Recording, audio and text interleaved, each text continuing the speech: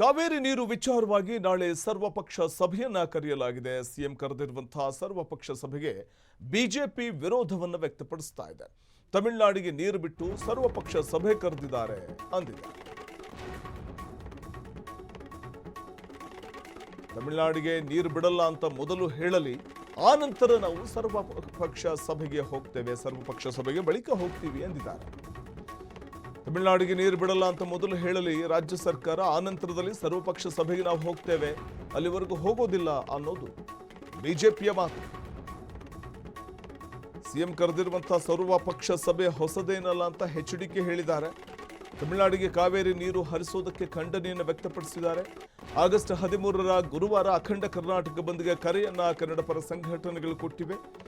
ಕಾವೇರಿ ನೀರು ವಿಚಾರವಾಗಿ ನಾಳೆ ಕರೆಯಲಾಗಿರುವಂತಹ ಸರ್ವಪಕ್ಷ ಸಭೆ, ಆದರೆ ಬಿಜೆಪಿ ವಿರೋಧ ವ್ಯಕ್ತಪಡಿಸಿದೆ. ಈ ಸಭೆಗೆ, ಸರ್ವಪಕ್ಷ ಸಭೆಗೆ ಬಿಜೆಪಿ ವಿರೋಧವನ್ನು ವ್ಯಕ್ತಪಡಿಸಿದ್ದು, ಮೊದಲು ನೀರು ಹರಿಸೋದನ್ನು ನಿಲ್ಲಲಿ, ಆ ನಂತರದಲ್ಲಿ ಸಭೆಗೆ ಹಾಜರಾಗ್ತೀವಿ ಅಂತ ಬಿಜೆಪಿ ಹೇಳ್ತಾ ಇದೆ.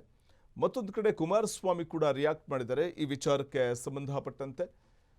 ನಾಳೆ ನಡೆಯಲಿರುವಂತಹ ಸರ್ವಪಕ್ಷ ಸಭೆ, ಇದು ಕುತೂಹಲ ಕಡೆ ಮಾಡಿಕೊಡ್ತಾ ಇದೆ. ವಿಪಕ್ಷಗಳು ಹಾಜರಾಗ್ತಾವ ಸರ್ವಪಕ್ಷ ಸಭೆಗೆ ಅನ್ನುವಂಥದ್ದನ್ನು ಕಾದು ನೋಡಬೇಕಿದೆ.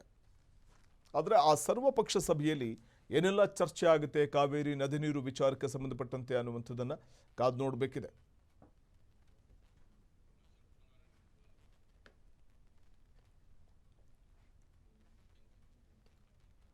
ಸಿಎಂ ಕರೆದಿರುವಂತಹ ಸರ್ವಪಕ್ಷ ಸಭೆ ಇದು ಕುತೂಹಲ ಕಡೆ ಮಾಡಿಕೊಡ್ತಾ ಇದೆ. ಒಂದು ಕಡೆ CWMA ಆದೇಶವನ್ನು ಪಾಲಿಸಲೇಬೇಕಾದಂಥ ಅನಿವಾರ್ಯತೆ ರಾಜ್ಯ ಸರ್ಕಾರಕ್ಕಿದ್ದು, ಈಗಾಗಲೇ ನೀರನ್ನು ಹರಿಬಿಡ್ತಾ ಇರುವಂಥದ್ದು. ಆದರೆ ನಾಳೆ ಕರೆಯಲಾಗಿರುವಂಥ ಸರ್ವಪಕ್ಷ ಸಭೆಗೆ, ಅಂದರೆ ಮುಖ್ಯಮಂತ್ರಿಗಳು ಹೇಳ್ತಾ ಇದ್ದಿದ್ದು, ನಿನ್ನೆ ಸುದ್ದಿಗೋಷ್ಠಿಯಲ್ಲಿ ಹೇಳ್ತಾ ಇದ್ರು, ಅಂದರೆ ಎಲ್ಲ ನಾಯಕರನ್ನು, ಎಲ್ಲ ಪಕ್ಷಗಳನ್ನು ವಿಶ್ವಾಸಕ್ಕೆ ತೆಗೆದುಕೊಂಡು ಮುಂದಿನ ಕಾನೂನು ಹೋರಾಟ ಏನು ಅನ್ನೋದ್ರ ಬಗ್ಗೆ ಚರ್ಚೆಯನ್ನು ಮಾಡುವ ಮೂಲಕ ಒಂದು ನಿರ್ಧಾರಕ್ಕೆ ಬರೋಣ. ಕಾವೇರಿ ನದಿ ನೀರು ವಿಚಾರಕ್ಕೆ ಸಂಬಂಧಪಟ್ಟಂತೆ CWRC ಆದೇಶವನ್ನೇ CWMC CWMA ಎತ್ತಿ ಹಿಡಿದಿದೆ.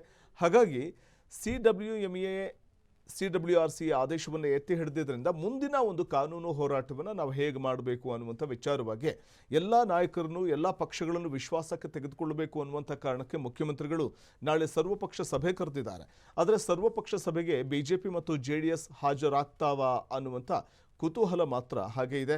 ಆದರೆ ಕಾವೇರಿ ನೀರನ್ನು ತಮಿಳುನಾಡಿಗೆ ಹರಿಬಿಟ್ಟು ಸರ್ವಪಕ್ಷ ಸಭೆ ಕರೆದ್ರೆ ಏನು ಪ್ರಯೋಜನ ಅನ್ನೋದು ಬಿಜೆಪಿಯ ಮಾತಾಗಿದೆ. ಮೊದಲು ನೀವು ನೀರನ್ನು ಬಿಡೋದನ್ನು ಸ್ಟಾಪ್ ಮಾಡಿ, ಆನಂತರದಲ್ಲಿ ನಾವು ಖಂಡಿತವಾಗ್ಲೂ ಸಭೆಗೆ ಬರ್ತೀವಿ ಅಂತ ಬಿಜೆಪಿ ಹೇಳ್ತಾ ಇದೆ.